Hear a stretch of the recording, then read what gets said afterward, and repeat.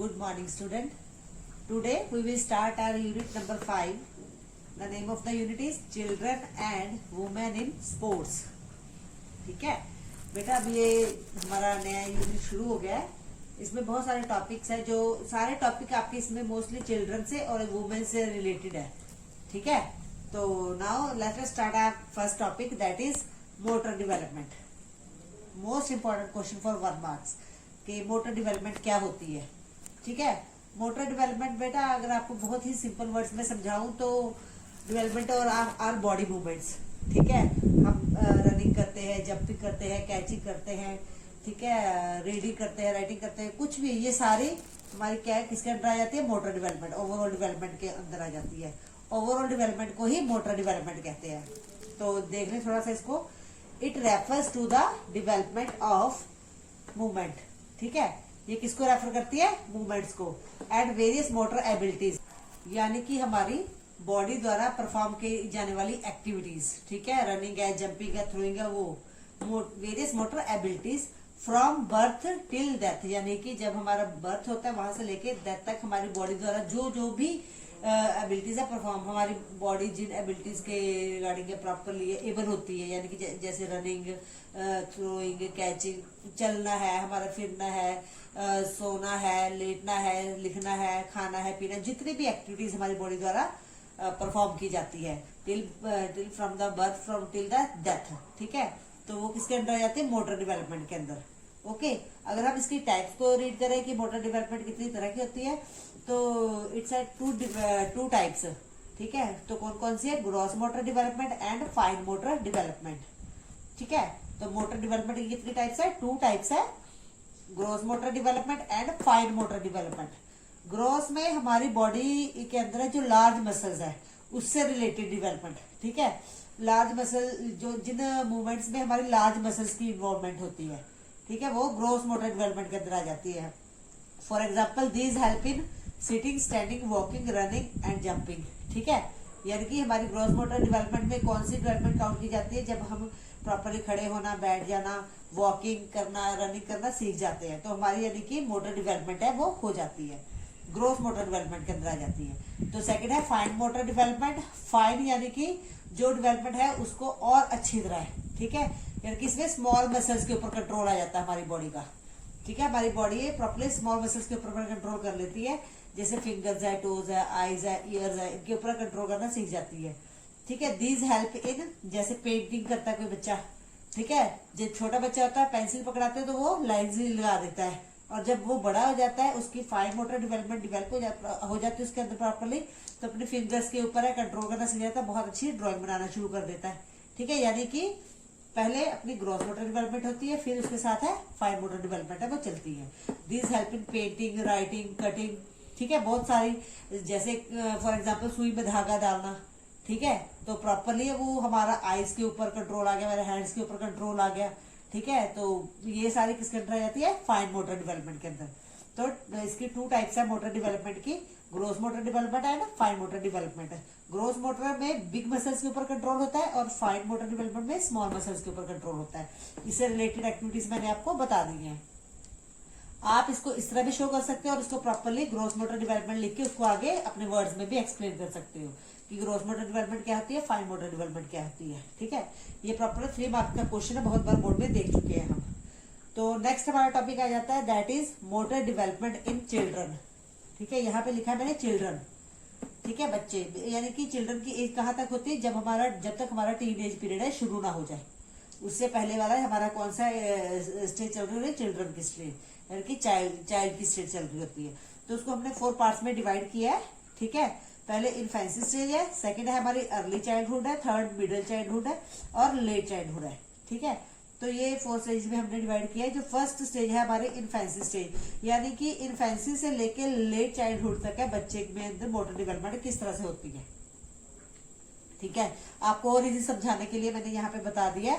Infancy stage में क्या है, कौन सा हम एज पीरियड ले सकते हैं? 0 to 2 ईयर, यानी कि बच्चे का जब बर्थ होता है वहां से लेकर 2 साल तक का बच्चा.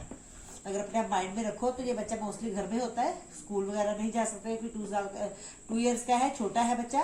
तो इसमें क्या है कि बच्चा इन्फेंसी स्टेज काउंट होगी उसकी. तो इसमें क्या है, जब बच्चे का बर्थ होता है वो प्रॉपरली क्या है कि अपनी बॉडीज के ऊपर कंट्रोल, अपने लेग्स के ऊपर कंट्रोल करना सीखता है। सबसे पहले अपने हेड को कंट्रोल करना सीखता है। ठीक है, जब छोटा बच्चा होता है इसका हेड कभी इधर गिरता है, उसका कंट्रोल लेते हैं। जैसे जैसे वो बड़ा होता जाता है तो वो अपना हेड के ऊपर कंट्रोल करना शुरू कर देता है। ठीक है, तो फिर क्या होता है, फिर वो धीरे धीरे बैठना सीखता है। बैठने के बाद क्या है, वो थोड़ा क्रॉलिंग करना सीखता है, चीजों को पकड़ना सीखता है। ठीक है, तो ये सारी क्या है, मोटर डेवलपमेंट, यानी कि हमें उसकी 0 to 2 ईयर में उसकी बॉडी की कौन कौन सी मूवमेंट है वो हो रही है, यानी कि 0 से लेके 2 ईयर्स तक। ठीक है, उसकी बॉडी द्वारा कौन कौन सी एक्टिविटीज परफॉर्म की जा रही है वो सारी इन्फेंसी स्टेज में आपने एक्सप्लेन कर देनी है। ठीक है, सेम एज इट इज उसका सेकंड पॉइंट आ जाएगा हमारा अर्ली चाइल्डहुड। अर्ली चाइल्डहुड में हमने 2 से लेके 6 साल तक के बच्चे की एक्टिविटीज। ठीक है, अब अगर देखा जाए तो 2 से 6 साल का बच्चा स्कूल में आ जाता है, इसको उसका प्री स्कूल पीरियड भी बोल सकते हैं। ठीक है, प्री स्कूल पीरियड बोल सकते हैं, वो आ जाता है, यानी कि किंडरगार्टन के बच्चे। आपने देखे होगा कि हम स्कूल में उनको कौन कौन सी एक्टिविटीज करवाते हैं। ठीक है, कैचिंग करवाते हैं, थ्रोइंग करवाते हैं, जंपिंग करवाते हैं, तो वो सारी चीजें यानी कि उनमें बहुत ज्यादा एनर्जी होती है। ये उनका रैपिड ग्रोथ का पीरियड होता है, उनकी बॉडी है बहुत ज्यादा ग्रोथ पे होती है। ठीक है, तो आपने ये सारी चीजें लिखनी है जो मैं वर्ड्स बोल रही हूँ, तो उस हिसाब से आपने अर्ली चाइल्डहुड का पीरियड है उसमें बता देना है कि उनकी कौन कौन सी एक्टिविटीज है उसमें होती है और किस तरह से उनकी बॉडी की ग्रोथ मोटर और फाइन मोटर डेवलपमेंट है वो होती है।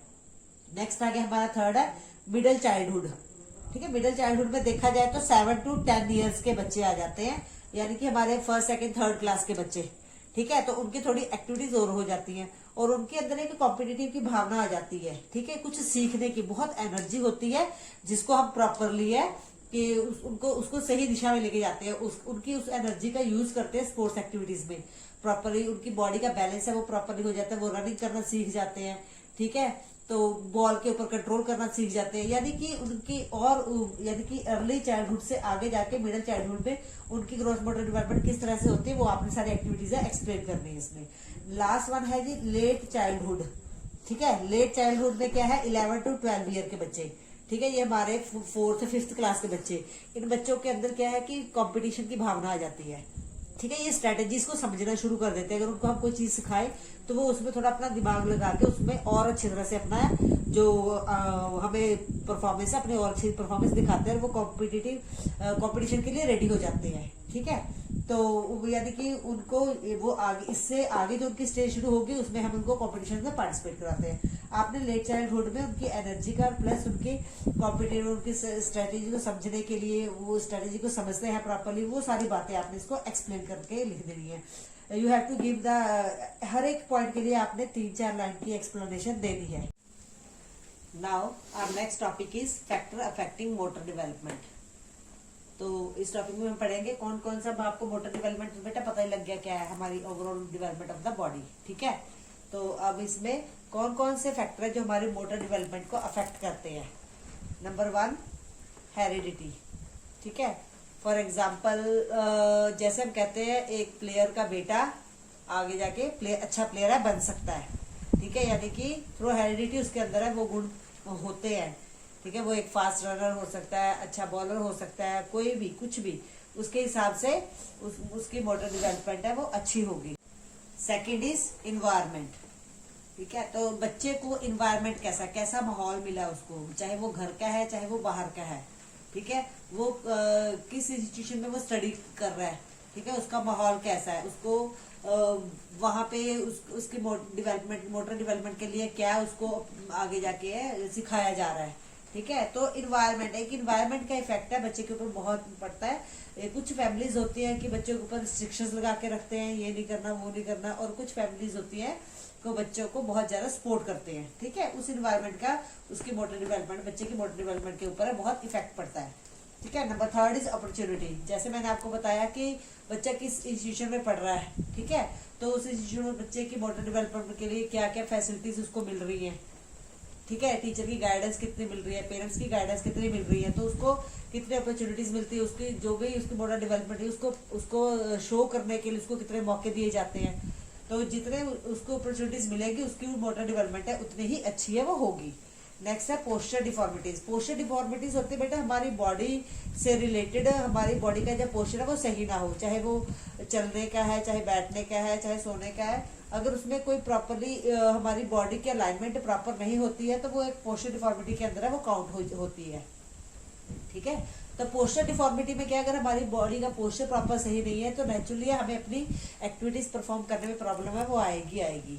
ठीक है, फॉर एग्जाम्पल अगर कोई एक बच्चा साइड को झुक के चलता है, ठीक है, तो अगर उसने दूसरी उसके ऑपोजिट साइड वाली कुछ एक्टिविटीज परफॉर्म करने तो नेचुरली उसको प्रॉब्लम है, वो आएगी। तो जिसका इफेक्ट है उसके मोटर डेवलपमेंट के ऊपर पड़ेगा, वो उसकी यानी कि जो स्किल परफॉर्मेंस है वो अच्छी नहीं होगी। ठीक है, तो पोस्चर डिफॉर्मिटी भी कहीं ना कहीं हमारी बॉडी, हमारी मोटर डेवलपमेंट को इफेक्ट करती है। नेक्स्ट है सेंसरी इम्पेयरमेंट। सेंसरी इम्पेयरमेंट हमारे जितने भी बॉडी के अंदर सेंसरी ऑर्गन्स है उनमें इम्पेयरमेंट होती है कि वो प्रॉपरली जब काम नहीं करते हैं। फॉर एग्जांपल अगर किसी बच्चे को अच्छी तरह से सुनाई नहीं देता, अगर टीचर कुछ पढ़ा रहा है, ठीक है, वो लेक्चर सुन रहा है लेकिन उसको प्रॉपरली सुनाई नहीं देता, तो अपने फ्रेंड से पूछता है। जब तक वो अपने फ्रेंड से कंसर्न करके उसका आंसर सोचने की कोशिश करता है तब तक टीचर काफी आगे निकल जाता है। ठीक है, तो नेचुरली उसकी स्पीड के ऊपर है वो इफेक्ट डालेगी। Same as in sports also, कि अगर बच्चे को कुछ सिखाया जा रहा है उसको समझ नहीं आ रहा है, वो कंसर्न करके सीखने की कोशिश करता है तो वो पीछे रह जाता है, जबकि उसकी जो लर्निंग प्रोसेसिंग स्पीड है वो स्लो हो जाती है। ठीक है, तो उसकी मोटर एबिलिटी के ऊपर इफेक्ट है, वो बाकियों से बच्चा वो पीछे रह जाता है। नेचुरली उसकी मोटर डेवलपमेंट के ऊपर इफेक्ट है, वो पड़ेगा ही पड़ेगा। नेक्स्ट है ओबेसिटी। ओबेसिटी एक नॉर्मल सा फैक्टर माना जाएगा इसमें, कि जैसे अगर बच्चे के अंदर मोटापा है तो नेचुरली है वो उसकी मोटर एबिलिटी किसके साथ रिलेट करती है, हमारी बॉडी मूवमेंट्स के साथ है। वो उसकी बॉडी मूवमेंट्स इतनी अच्छी और इतनी क्लियर नहीं हो पाती जितनी कि हर स्पोर्ट्स में उसको चाहिए। ठीक है, तो ओबेसिटी एक ऑब्स्टेकल की तरह बीच में काम करती है उसकी मूवमेंट्स के बीच में, तो जिसका डायरेक्ट इफेक्ट है उसकी मोटर डेवलपमेंट के ऊपर पड़ता है। Now next is physical activities. अगर बच्चे की पार्टिसिपेशन फिजिकल एक्टिविटीज में बहुत अच्छी है, वो टाइम टू टाइम एक्टिविटीज में पार्टिसिपेट करता है, तो नेचुरली उसकी फिटनेस भी अच्छी होगी और उसकी मोटर डेवलपमेंट भी बहुत अच्छी होगी। अगर वो इनएक्टिव रहता है, पार्टिसिपेट नहीं करता है, तो उतना ही वो उसकी बॉडी की जो फिटनेस है वो काफी पीछे चली जाएगी और एक्टिविटीज उसकी बॉडी की मोटर डेवलपमेंट की स्पीड है वो कम हो जाएगी। ठीक है, और now last one is nutrition. उसको डाइट कितनी मिल रही है, ठीक है, उसका फैमिली द्वारा, उसके परिवार द्वारा उसको कितनी डाइट है वो दी जा रही है, उसकी डेली रूटीन की बॉडी की डिमांड है वो पूरी हो रही है या नहीं। अगर पूरी हो रही है तो नेचुरली उसकी बॉडी की ग्रोथ भी अच्छी होगी और उसके अकॉर्डिंग है वो अपनी बॉडी मूवमेंट्स भी अच्छी तरह से कर पाएगा, पार्टिसिपेशन कर पाएगा स्पोर्ट्स में। अगर उसको न्यूट्रिशन प्रॉपरली नहीं मिल पा रहा है तो उसके अंदर वीकनेस आ जाएगी, जिसमें उसकी मूवमेंट्स, बॉडी मूवमेंट्स के ऊपर डायरेक्ट इफेक्ट पड़ेगा, मोटर डेवलपमेंट के ऊपर इफेक्ट है पड़ेगा, उसकी ग्रोथ मोटर डेवलपमेंट और फाइन मोटर डेवलपमेंट दोनों ही इफेक्ट होंगे उससे। ठीक है, तो न्यूट्रिशन भी एक बहुत अच्छा रोल अदा करता है मोटर डेवलपमेंट में। Now these are the factor. बेटा ये बहुत ही इंपॉर्टेंट क्वेश्चन है, 5 मार्क्स के लिए ये क्वेश्चन है, आप इसको कंसिडर कर सकते हो। You have to explain any 5 to 6 points. ठीक है, इसमें हेरिडिटी, न्यूट्रिशन और एनवायरनमेंट, ठीक है, अपॉर्चुनिटीज, ये 4 पॉइंट्स आप कर जरूर है वो ऐड करोगे। उसमें से बाकी जो भी आपको इजी लगे you can explain in your words also. ठीक है।